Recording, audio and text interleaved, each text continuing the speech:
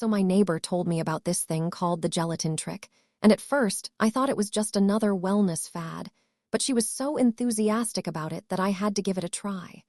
The gelatin trick, as it turns out, is ridiculously simple. You just need 3 basic ingredients: water, lemon juice, and of course, gelatin.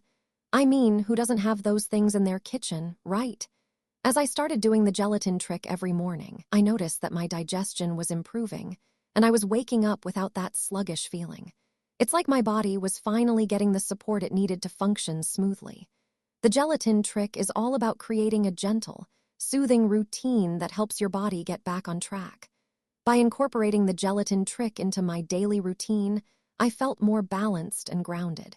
If you're curious about trying the gelatin trick for yourself, check out the link in my description for a detailed rundown of how to get started.